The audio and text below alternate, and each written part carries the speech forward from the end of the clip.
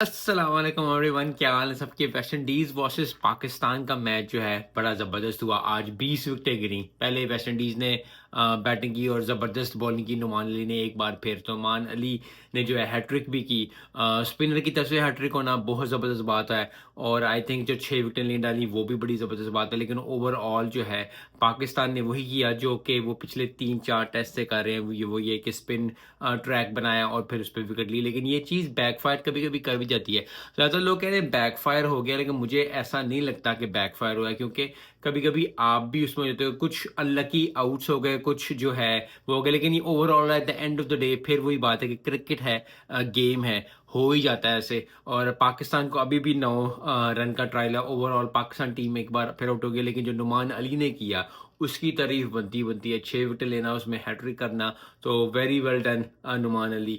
उसके बाद जो है पाकिस्तान की बैटिंग की बात करते हैं। पाकिस्तान 154 पे आउट हो गया।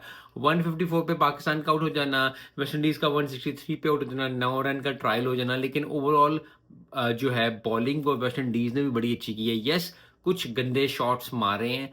आई थिंक अब जो है वो टेस्ट का मज़ा आना शुरू होगा, क्योंकि दोनों टीमों को लग रहा होगा दिमाग के अंदर कि हम जो है वो जीत सकते हैं मैच। और जब ये किसी टीम के अंदर दिमाग के अंदर, चाहे वो कोई भी टीम हो, पाकिस्तान हो, श्रीलंका हो, इंडिया हो, पाकिस्तान हो, कोई भी टीम हो, जो टीमें आपस में खेल रही होती हैं, उनमें से किसी को एक को लग जाए कि हाँ यार हम जीत सकते हैं, तो बड़ा टफ हो जाता है। तो आई होप कि वेस्ट इंडीज़ कल अच्छा परफॉर्म करे। कल का दिन अगर वेस्ट इंडीज सर्वाइव कर जाता है लंच से पहले पहले, तो फिर बड़ा ज़बरदस्त तगड़ा हो जाएगा। क्योंकि अगर यही 200 प्लस वेस्ट इंडीज कर जाता है तो फिर बहुत ज़बरदस्त हो जाएगा, बड़ा टफ हो जाएगा पाकिस्तान के लिए।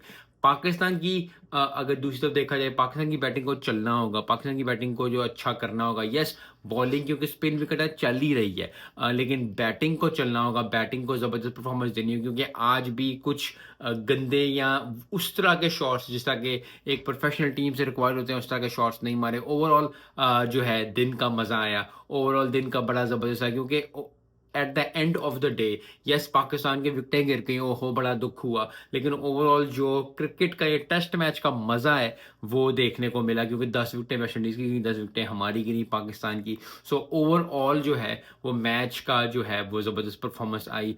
At the end of the day जो बात मैं करना चाहूँगा वो फिर एक दफ़ा मोती की और राउच की करना चाहूँगा। राउच ने, मोती ने और वरांच ने बड़ी अच्छी बॉलिंग की वेस्ट इंडीज़ की तरफ से। क्योंकि yes, at the end of the day Pakistan का 9 का ट्रायल। और फिर मैंने वही बात पहले भी जिस तरह की है कि सेकंड इनिंग्स में 1 रन जो है वो 3 रन के बराबर हो जाता है। ये 9 रन नहीं, ये 27 रन है।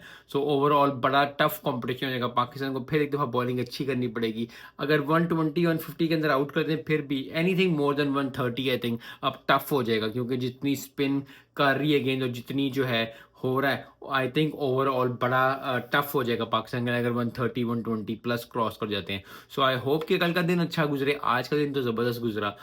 ओवरऑल बड़ी ज़बरदस्त परफॉर्मेंस दिखाई दोनों टीम ने, दोनों टाइम टीम ने जिन जान लगाई। और यही चीज़ जो है फैंस रिक्वायर करते हैं। अब मिलते हैं नेक्स्ट वीडियो में। अस्सलाम वालेकुम।